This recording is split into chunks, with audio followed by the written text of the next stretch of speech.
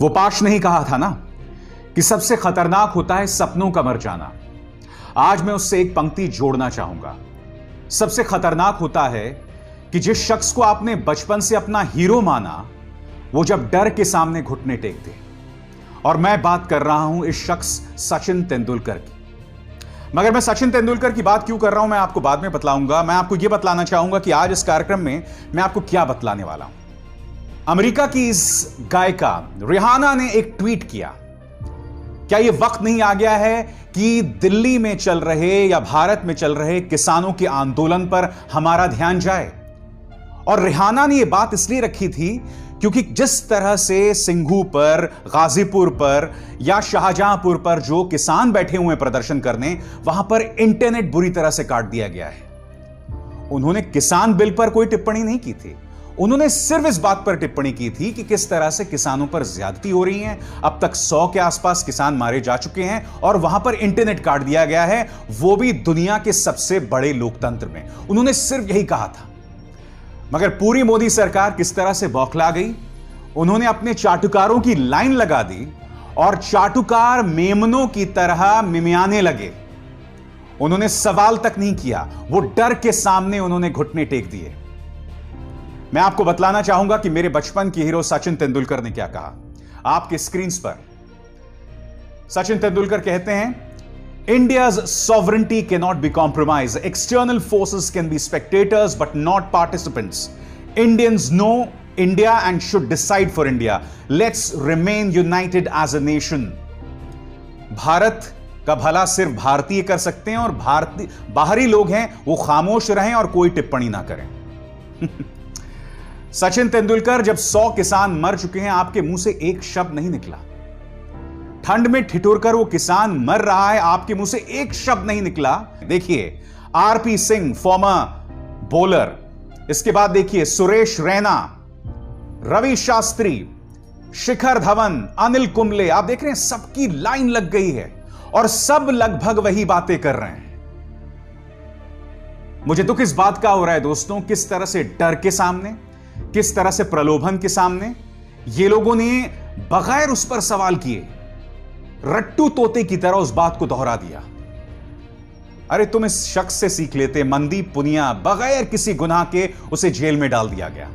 और जानते हैं जब वो रिहा हुआ बेल पर, तब उसने यह बताया कि मेरी अंदर मुलाकात कुछ किसानों से हुई है और उनकी दास्तानें मैं अपने पैर में लिख के आया हूं। ये देखिए, ये तस्वीर देख रहे हैं, इसने अपने पैर में लिख कर लाया क्योंकि उसके पास पन्ने नहीं थे। मनदीप पुनिया के पीछे कोई बड़ा बिजनेस हाउस नहीं है, कोई बड़ा पत्रकारिता संस्थान नहीं। यह व्यक्ति स्वतंत्र पत्रकार की तरह आपसे बात कर रहा है। मैं सुनवाना चाहूंगा मनदीप पुनिया की आपको आवाज। यह बात सुनिए क्योंकि एक बहुत ही आशावादी संकेत दे रहा है आदमी। इसके चेहरे पर डर नहीं है, जैसे इस बीजेपी के चाटुकार अर्नब गोस्वामी के चेहरे पर डर था। बिल्कुल वैसा डर नहीं है। मैं चाहूंगा 2 मिनट का उनका यह बयान सुने। बहुत कुछ कहता है यह बयान और मनदीप पुनिया जैसे लोगों से हमारे क्रिकेटर्स सीख सकते हैं। सुनिए। इतना चैलेंजिंग बना दिया पावर ने और उसको हमेशा डिस्टर्ब करती रहती है। मेरे को भी डिस्टर्ब किया गया और मेरी तरह ही जो कप्पन सिद्दीकी साहब हैं उनको भी फ्री किया जाए, वो भी पत्रकार हैं। और मेरे जैसे जितने भी रिपोर्टर्स हैं जो अलग अलग जगह पर जो फेस कर रहे हैं, स्टेट का जो रिप्रेशन है उसको फेस कर रहे हैं, उनको फ्री किया जाए। और जो जेल में उनको फ्री किया जाए। हमारा काम क्या होता है, हम रिपोर्ट करना होता है। मुझे तिहाड़ में भेजा गया तो तिहाड़ से भी मैं एक रिपोर्ट लिख के लेके आया हूँ और वो आप लोगों के सामने कल मैं जरूर रखूंगा। मैं अपने जो नोट्स हैं, जितने भी जो जर्नलिस्टिक नोट्स हैं, वो मैंने अपने पैरों पे लिखे हैं पेन से। वो उसका रीजन ये था कि मेरे को पैरों पर ही चोट मारी गई थी, तो वो वैसे वही मैंने अपने जर्नलिस्टिक नोट्स लिखे हैं। मुझे मौका मिला वहां पर अंदर जो किसान गिरफ्तार किए गए हैं उनसे बात करने का, उन्हीं की रिपोर्ट ही कल मैं करूंगा। हमारा काम एक्टिविज्म या ये सब एक अलग चीज है, लेकिन रिपोर्ट करना होता तो मैं तिहाड़ में था, वहां से भी मैंने रिपोर्ट की किया है। I am reporting from Tihar, ये मैं कल लिखूंगा। बिल्कुल मैंने तिहाड़ से रिपोर्ट की है। सरकार ने मुझे मौका दिया अंदर डाल के, तो ठीक है। मुझे इसको अपनी अपॉर्चुनिटी में बदल लिया कि मुझे मौका मिला जो किसानों को गिरफ्तार किया गया है उनसे बात करने का। दूसरा जो सबसे मुश्किल काम हो चुका है ग्राउंड से रिपोर्ट करने का, उसको हमें आगे लेके जाना है। चाहे कुछ भी हो, हम रिपोर्ट करने से नहीं हटेंगे और जो पावर हमें जितनी बार दबाएगी उसको हम लगातार उसको जवाब देंगे और जो भी होगा देखेंगे एक साथ मिलकर इसको। और सबसे मैं एक थैंक यू करना चाहूंगा कोर्ट का, जो जिन्होंने मुझे पूरा विश्वास है संविधान पर, जो मेरे साथ होगा वो ठीक ही होगा। मैं एक जो नोट लिख के लेके आया हूँ अपनी पत्रकारिता के, वो ये लिख के लेके आया हूँ। इसमें मैंने किसानों के नाम है, किसानों के नाम है ये, और जो उन्होंने जो स्टेटमेंट्स दिए हैं वो मैं लिख के लेके आया हूँ। वो इसलिए लिख के लेके आया हूँ ताकि मैं कल रिपोर्ट कर पाऊँ अपनी। ये मेरे रिपोर्टिंग नोट्स हैं। और सिर्फ क्रिकेटर नहीं थे दोस्तों, पूरा का पूरा बॉलीवुड। आपके स्क्रीन पर यह है अजय देवगन, सुनील शेट्टी और अक्षय कुमार। अक्षय कुमार क्या कह रहे हैं? Farmers constitute an extremely important part of our country and the efforts being undertaken to resolve their issues are evident. Let's support an amicable resolution rather than paying attention to anyone creating differences. Sunil Shetty का भी वही तेवर और अजय देवगन का भी वही तेवर। Do not fall for any false propaganda against India or Indian policies. It's important to stand united at this hour without any infighting. Propaganda?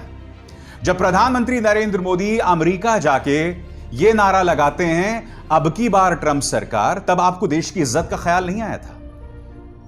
एक रिहाना, एक गायिका ने एक ट्वीट किया, एक ग्रेटा थनबर्ग जिनकी एक हैसियत है विश्व मानचित्र पर, उन्होंने एक ट्वीट किया और ये सब भेड़ बकरियों की तरह भागने लगे। सबको लाइन से लगा दिया गया। क्या एकता कपूर, क्या अक्षय खन्ना, क्या सुनील शेट्टी। और मैं आपको बतलाना चाहता हूं दोस्तों कि इसके पीछे भारतीय जनता पार्टी का हाथ है। अब मैं आपको प्रमाण देने वाला हूं कि यहां पर बीजेपी का हाथ कैसे। मसलन अगर आप सुनील शेट्टी का यह बयान पढ़ें, we must always take a comprehensive view of things as there is nothing more dangerous than half truth. हमें समग्रता से अपनी बात रखनी चाहिए, मगर अर्ध सत्य जैसी कोई चीज नहीं है। मगर अगर आप इसमें गौर करें, इसमें हितेश जैन 33 को उन्होंने टैग किया है। कौन है हितेश जैन 33? हितेश जैन पर आप क्लिक करेंगे तो पता चलेगा कि यह बीजेपी का नेता है। हमारे अन्ना यानी सुनील शेट्टी इतने भोले हैं कि इन्हें चोरी भी नहीं करनी आती। इन्होंने बतला दिया कि जिस शख्स की तरफ से इन्हें कॉल आया गया होगा कि भैया ट्वीट करो, जल्दी ट्वीट करो, उन सुनील शेट्टी ने उन्हें टैग कर दिया। यह हालत है हमारे सितारों की। रट्टू तोतों की तरह इन्होंने कैसे ट्वीट किया, इसका एक और प्रमाण देखिए। अक्षय कुमार का आपने ट्वीट देख चुके हैं। अब हूबहू यही बात साइना नेहवाल कह रही हैं। दोनों का ट्वीट्स देखिए आमने सामने, मानो दोनों एक दूसरे को आईना दिखा रहे हैं। मगर हकीकत यह है, ये लोग अंदर से कितने बड़े चाटुकार हैं वो खुद एक्सपोज हो रहे हैं। सेम भाषा। अगर तुम्हें रिहाना को या ग्रेटा थनबर्ग को चुनौती देना था तो मजबूती से सामने आते ना, अपनी बात, अपने दिल की बात, अपने मन की बात रखते। तुम्हारे मुंह से एक शब्द नहीं निकलता है जब किसान मरता है, एक शब्द नहीं निकलता है। और आज मैं एक सवाल उठाना चाहता हूं और यही सवाल कांग्रेस समर्थक तहसीन पूनावाला ने उठाया है। तहसीन पूनावाला ने कहा है आपके स्क्रीन पर कि अक्षय कुमार ने कहा था एक साल पहले कि वो अपने कनेडियन पासपोर्ट को त्याग देंगे। अब तक उन्होंने क्यों नहीं त्यागा? मगर उससे भी बड़ा सवाल है, मुद्दा यह नहीं कि कल को अक्षय कुमार अपने कनेडियन पासपोर्ट त्याग दें, क्योंकि ये लोग हमें राष्ट्रवाद का संदेश देते हैं ना। अक्षय कुमार वो शख्स हैं जो चड्डी बनियान, सीमेंट, टम्बलर, बाटली, इन तमाम चीजों का भी जब वो ऐड करते हैं ना तो उसमें सैनिक घुसा देते हैं, आपने देखा होगा। मगर 2014 से पहले इनमें कहीं पर भी ये राष्ट्रवाद नहीं दिखाई दिया। 2014 के बाद इनके जैसे और बॉलीवुड के कई लोग समझ गए कि भैया राष्ट्रवाद को जितना बेचा जा सकता है ना, वो हम किसी और चीज को नहीं बेच सकते। 2014 से पहले कभी आपने सुना था अक्षय कुमार खुद को हिंदू हृदय सम्राट के तौर पर, राष्ट्रवाद के प्रतीक के तौर पर पेश करते हुए? कभी नहीं। उल्टा इनकी एक फिल्म आई थी दोस्तों, ए वतन तेरे लिए, या अब वतन तुम्हारे हवाले साथियों, अनिल शर्मा की फिल्म थी। क्या आप जानते हैं उस फिल्म में इन्होंने पाकिस्तान के विरोध में डायलॉग्स बोलने से मना कर दिया था। क्यों?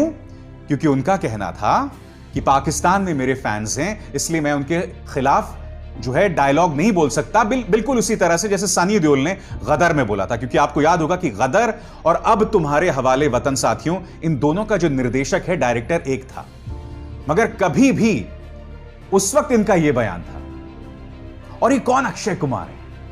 जो सवाल मैं थोड़ी देर पहले पूछने वाला था, यह वो शख्स है जिसने कनेडियन नागरिकता हासिल की। क्या 2014 के बाद यह शख्स ऐसा कर सकता था? नहीं कर सकता था। और कैसे हासिल हुई? अक्षय कुमार ने एक झूठ बोला था कि मुझे कनेडियन सरकार ने सम्मानित किया है, क्योंकि उन्होंने जो मुझे अपनी नागरिकता दी है वो कुछ ही लोगों को सम्मान हासिल है। अक्षय कुमार ने यह झूठ बोला था। मैं आपको बताता हूं क्यों। आपके सामने नेशनल पोस्ट, इसके मुताबिक farmer Canadian prime minister Steven Harper के लिए इन्होंने चुनावों में कैंपेनिंग की थी। 2011 की बात है दोस्तों, और उससे खुश होकर इन्हें कनेडियन नागरिकता दी गई। तो कहां गया इसमें राष्ट्रवाद, कहां गया देशभक्ति? बताइए ना। कल्पना कीजिए दोस्तों, इसी तरह से शाहरुख खान ने, आमिर खान ने, सैफ अली खान ने, सलमान खान ने कनेडियन नागरिकता ली होती। अब तक हम लोगों ने उनके घर के बाहर खड़े होकर प्रदर्शन करके नारे लगा के उन्हें बदनाम कर दिया होता, उनका जीना मुहाल कर दिया होता दोस्तों। उनकी ऐसी हालत कर दी होती कि वो बेचारे एक विज्ञापन नहीं कर पाते। फिल्म तो बहुत दूर की बात है। और यहां ये शख्स हमें राष्ट्रवाद पर उठते हैं। कनेडियन नागरिक हैं, क्यों हैं? 2014 से पहले कहां गया था तुम्हारा जज्बा? मैं जानना चाहता हूं। 2014 से पहले तो मैंने कभी आपको राष्ट्रवाद, किसान, ऐसे मुद्दों पर सियासत करते नहीं देखा, अपनी बात नहीं रखते देखा। आज किसान वहां मर रहा है, उस पर आपके मुंह से एक शब्द नहीं है।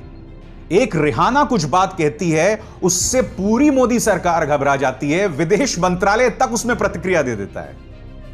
रिहाना एक देश नहीं है मान्यवर, रिहाना एक प्राइवेट सिटीजन है। इससे पहले भी सूडान के अंदर वहां के तानाशाह ने जिस तरह से लोगों पर अत्याचार किया था, रिहाना ने उस पर भी टिप्पणी की थी। जी हां, मगर ये लोग जो हैं इस कदर डर गए हैं दोस्तों, इसकी कोई सीमा नहीं है।